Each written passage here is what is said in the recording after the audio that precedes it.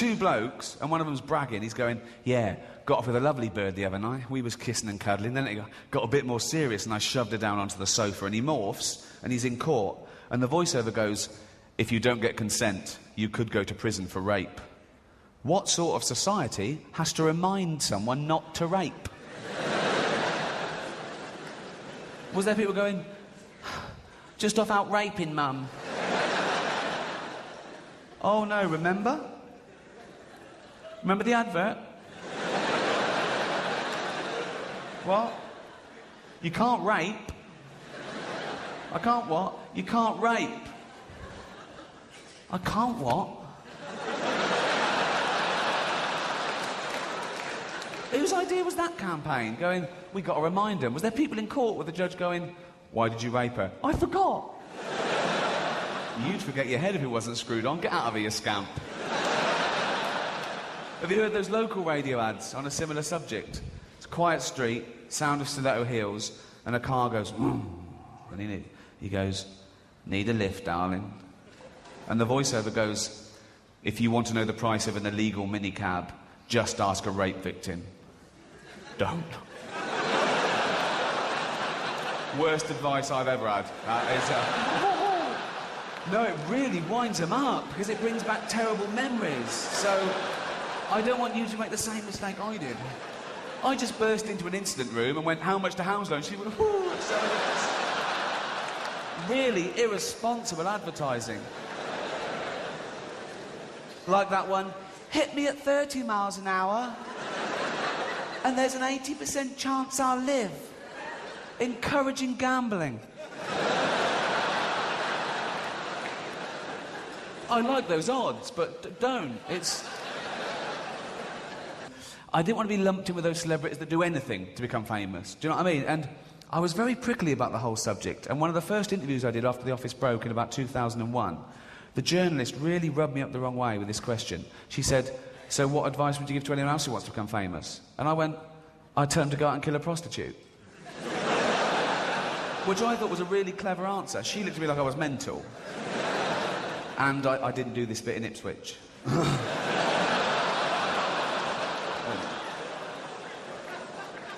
A local paper called me from Ipswich, and she went, are you worried about offending people? I went, well, yeah, because it's not the point of what I do.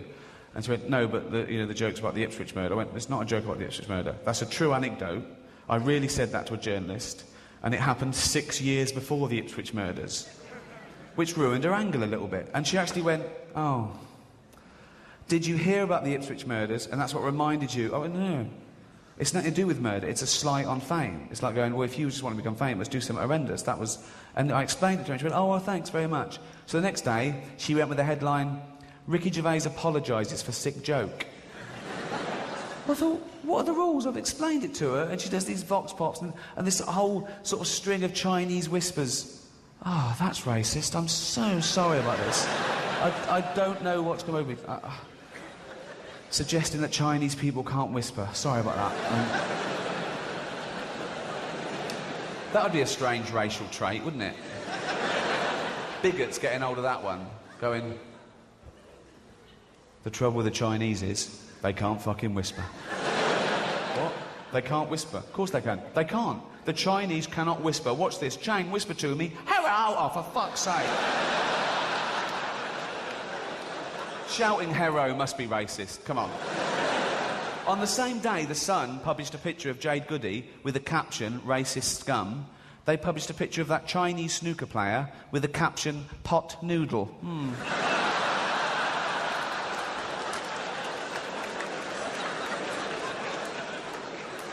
But when the journalist said to me, oh, what advice would you want to become famous? And I tend to go to prostitute. It's meaning, look, if you think that's all you care about, just being famous, you can do something terrible, if that's the only aim. Serial killers want to become famous. The way it's going, where people do anything to be famous, I can imagine people at home now reading... He was in Pretty Woman. Would he leave the set, go home and go, oh, Julia Roberts is lovely, but oh, I have a Gerbil on the arm. Why would he...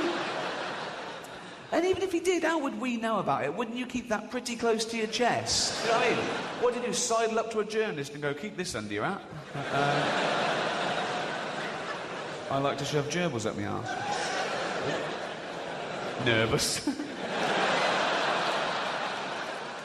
Or did the pet shop man phone the paper and go, Richard Gere was just in here and bought a gerbil, so probably going to shove it up his arse? Can I have 100 quid? It's just... Of course he doesn't shove gerbils up his arse. I know that. But these things go in. And I know that's rubbish. But if I was to meet him, if I was round his house, and I was like, oh, nice to meet you, and he had a gerbil, I'd double take. And he'd see me, he'd go, what? I go, nothing, just a gerbil. He'd go, yeah. I go, a pet. He'd go, exactly. I go, oh. But when he went to the kitchen, I'd have to check. Go, tea, yeah, milk, no sugar. And I'd creep over, I'd lift up the lid, get the little guy out. You'd have to check. That is the only way you can check, really, because they can't grasp your... It's the perfect crime, really. They can't... You know what I mean? They can't call us to ransom. He's touching me again, so... Do you remember the one about Mark Ullman? Rushed to hospital with cramps, gave him a stomach pump, and found 10 different types of semen in his stomach. What doctor's this? I hope you feel better tomorrow, Mark. Let's have a look. 1, that's a different one. Who's counting the stomach sperm? Who's got... And the rumour that went with it, to sort of validate the story, was that Mark had just taken a lineup of sailors. What sailors were these? They get out of Portsmouth and go, oh... Gotta dance. Ah. Oh. Been at sea for 2 years, my bollocks are bulging. I need a woman. No, I don't. Here comes soft sell. That'll do fine. But you're always in the paper if you're famous. It's never that bad. The last thing that annoyed me even slightly was the Sun called up and said, oh, we know what house you've bought. I went, yeah. I said, we're going to show pictures of it tomorrow. I said, why are you going to do that? And they went, well, we're going to be nice about it. And I thought, well, they could have just done it, but they've warned me and keep on side, and I've got a good relationship, I think. And I went, oh, OK. I said, but don't say where it is and don't say how much it is. So I did it the next day and went, it's in Hampstead and it cost $2.5 million. Which really annoyed me, because it cost $3.5. And when you put in for planning permission, you put in, do a swimming pool, put that in, that's public record. No one told me, so it just appeared in 2 papers the next day, right? But even though they had the same little bit of information, they embellished. He said, because every law of the land is mentioned in the Bible. I went, no, it isn't. No, it isn't. He went, no, it is. Somewhere in the Bible, every law of this land is mentioned. I went, what, even video piracy, you fucking... One critic, who I know is religious, said, oh, Gervais deconstructs the Bible. That's too easy. I think, well, it shouldn't be. If you believe in that, you think it's a serious doctrine, it shouldn't be too easy to deconstruct. You can't do it with a maths book. You can't look through them and go, listen to this. Listen to go, oh. The shortest distance between 2 points is a straight line. What cunt wrote that?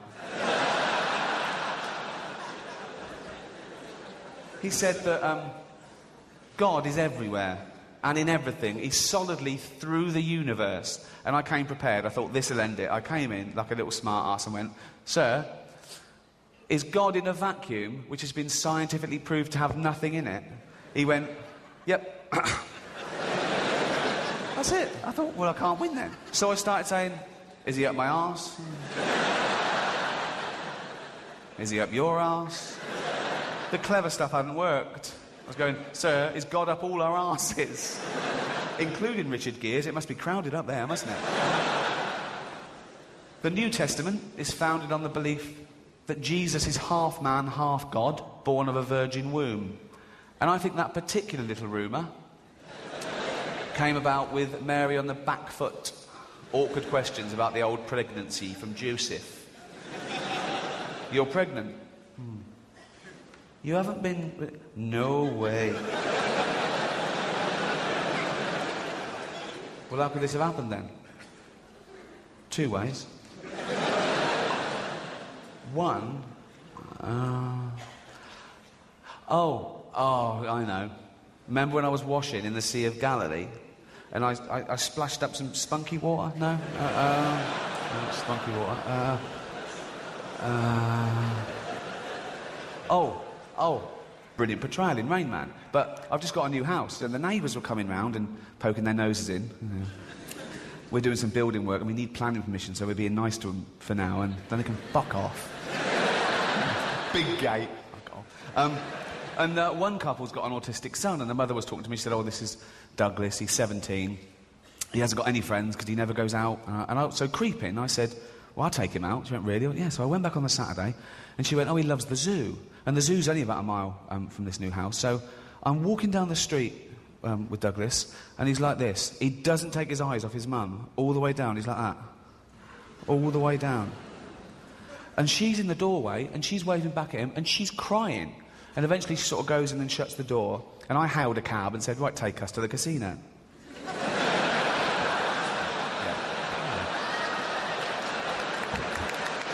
You've got to make it work here, ain't you? So, not going to be a completely wasted day. Do you know what I mean? So, and I can sign one person in, so I signed him in. He had a little suit on and everything. I thought it's going to be brilliant. So I went straight to the blackjack table. That's their best one, I think. I'm not a doctor, but I think that's... they love that. They love that. I said, OK, Dougie, you know the score.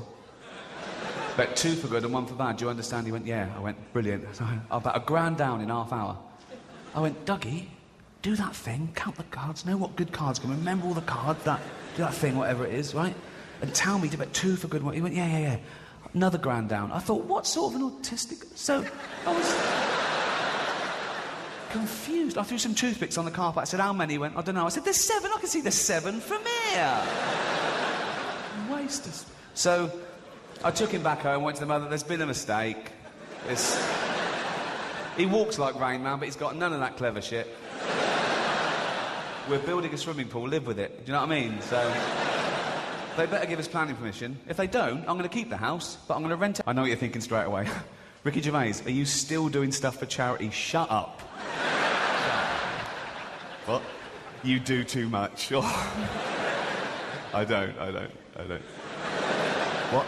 How much did I raise for cancer alone last year? It doesn't matter, mate. It doesn't... Give us a ballpark figure. Ooh. Millions. It was millions. And they're welcome to it. But I will say this. If I ever get cancer myself, I'm going to go into the nearest hospital and go, right, I paid for that machine. Get that little bald fucker off it.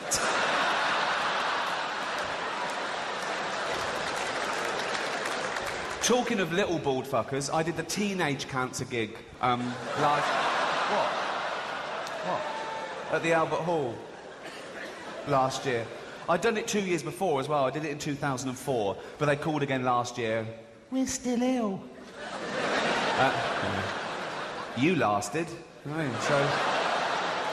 No, it's a great gig, and the kids with cancer getting free and everything. And, you meet them afterwards and stuff. And I was doing the gig this last year, and I looked down and I recognised one of them. I thought, oh, yeah, he came backstage 2 years ago. He was telling me about his illness, and he said he was 18. And that was then, that was 2 years ago, so now he must be 20. So why the fuck is he still a teenager? Do you know what I mean? Lying little shit. He wasn't lying about the cancer, he was riddled with it. It hurt him to laugh, but he shouldn't be... And I was doing the gig, and he was laughing along, and I was thinking, yeah, you laugh it up, mate. I was fuming.